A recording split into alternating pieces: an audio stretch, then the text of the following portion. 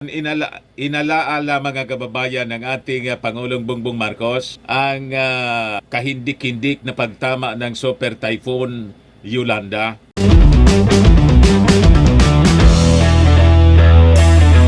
As you know mga kababayan, kahapon 10th year anniversary ng pagtama ng bagyong Yolanda, yung Super Typhoon Yolanda. So pumunta doon yung ating Pangulong BBM.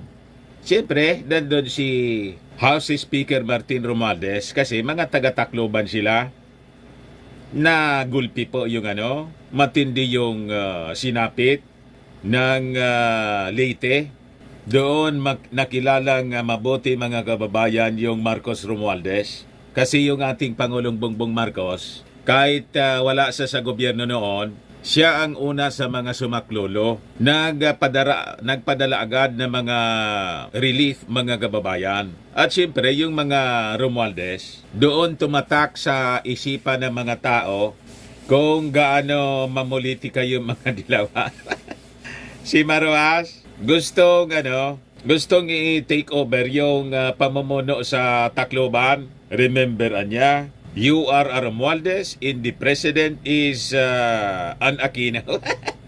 You see? So kahapon, inalaala mga kababayan ng ating Pangulong Bongbong Marcos ang kahindik-hindik na pagtama ng Super Typhoon Yolanda. Yan po mga kababayan.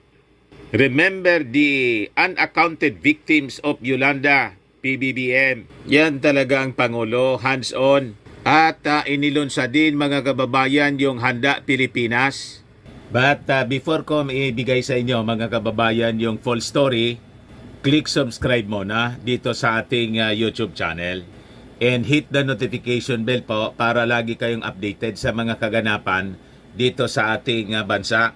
Like and share na rin po ninyo ng ating video. At wag na rin po ninyo mga kababayan skip yung ating mga commercial ads para tuloy-tuloy ang pag-unlad ng bagong Pilipinas.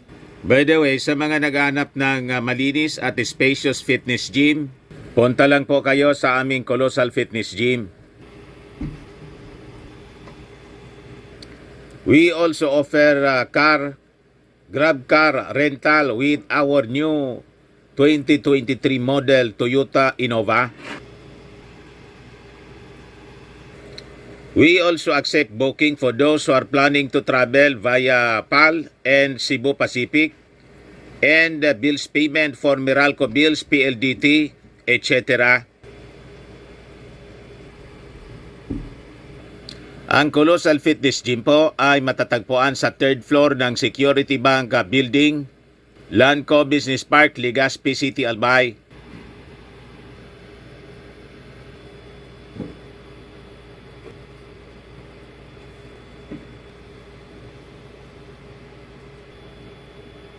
For your inquiries, contact lang po ninyo yung aking anak, Jilon Maravillas. Contact number niya po 0966-802-0949.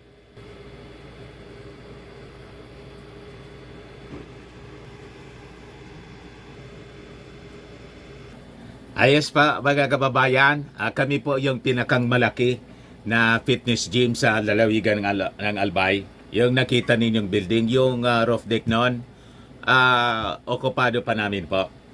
Ayos!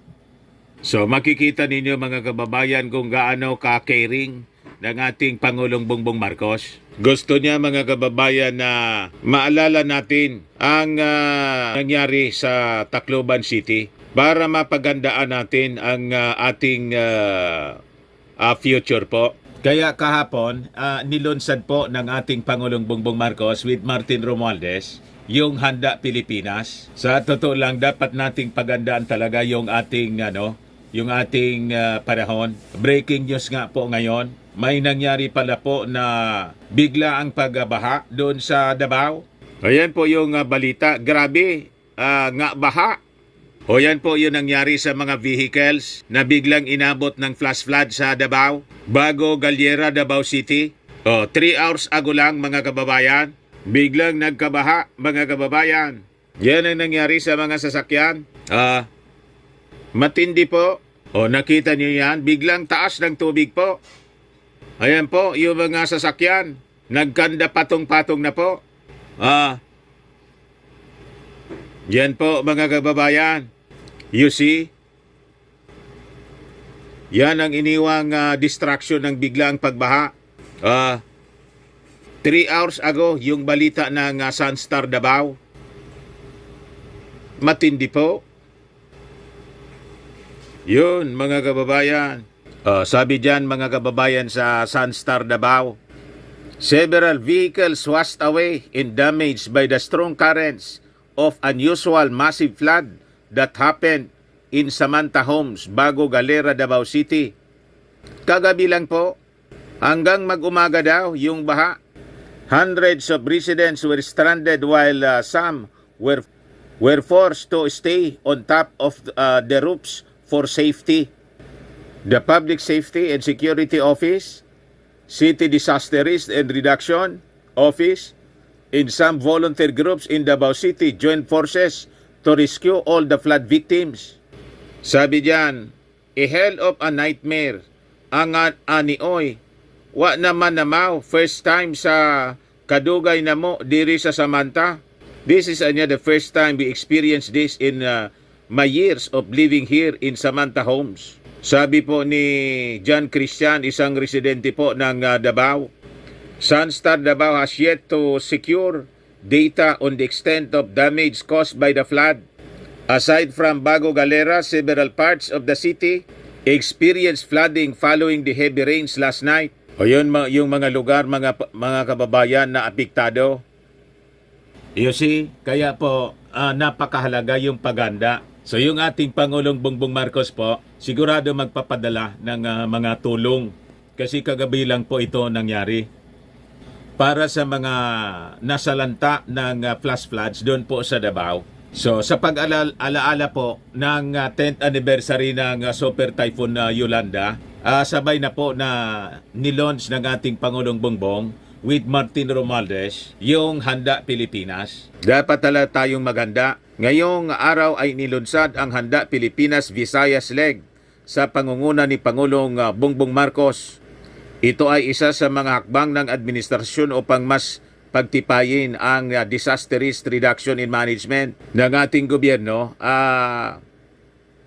sa tulong din ng iba't ibang ahensya, ng ibang programa at teknolohiya, sa tulong ng iba't ibang mga programa at teknolohiya. So inahayag ng Pangulo na nananatiling tapat ang pamahalaan sa pagpapalakas ng kakayanan ng ating bansa laban sa kalamidad. Kinikilala rin ni PBBM ang mga kontribusyon ng Department of Science and Technology sa mga teknolohiyang makakatulong sa relief operations, emergency, food reserves, at inter-agency collaboration. Ganyan ang Pangulo, tutok na tutok sa trabaho, mga kababayan. Hindi siya nagpapaapikto doon sa mga, hindi siya pumapatol doon sa mga controversy sa politika.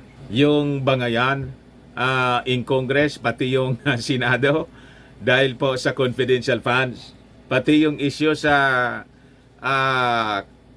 yung umuugong na sabi kudita, hindi niya po yun pinapatulan. Ganun ang ating Pangulo. Yan po siya, mga kababayan. Siyempre, laging kasama yung kanyang magiging successor siguro, si Martin Romualdez. Handa Pilipinas! Di ba? Napakaganda po. Dikit na dikit yung ating Pangulo. Talagang si Martin po yung kasangga. Ayan si Martin, oh. Santa Claus si Martin. Sabi ni Martin Romualdez, today marks a solemn remembrance of all of us, the 10th commemoration of Typhoon Yolanda. Ayan po.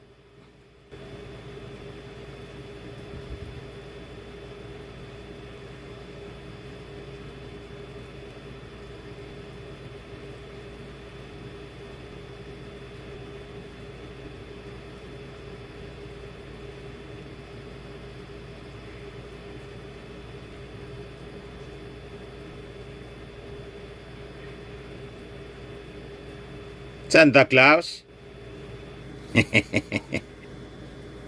As we stand together, anya, the memories of devastation remain vivid.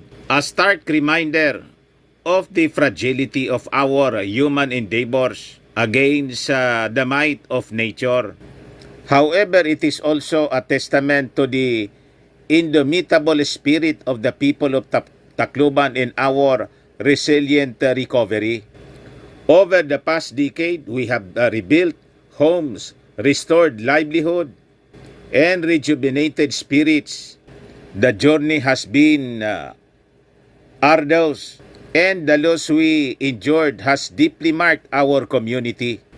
Yet from the ruins, we have seen the rise of a renewed Tacloban, stronger, wiser, and ever more hopeful.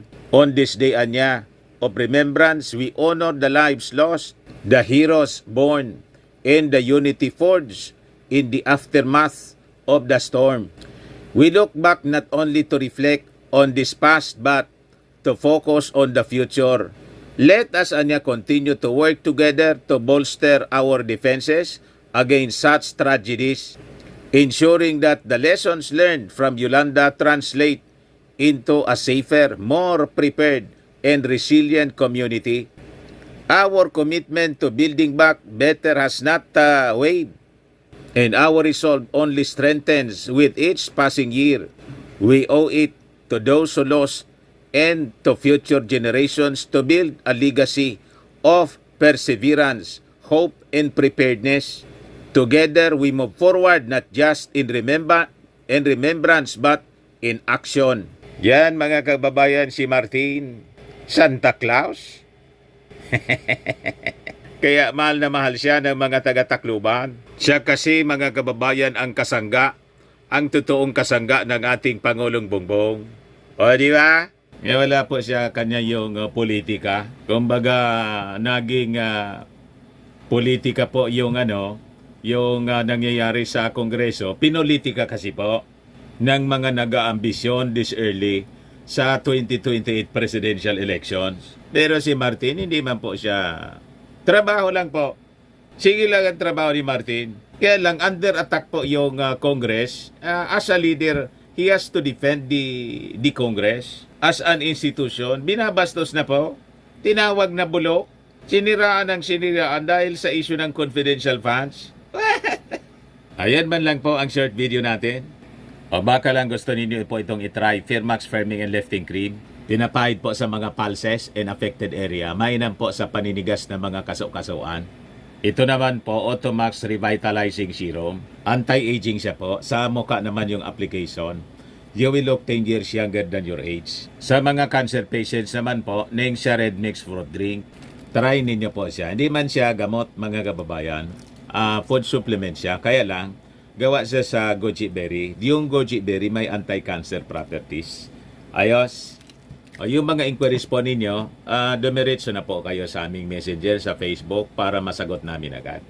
Ako po si Dante Maravillas. Bye-bye. God bless.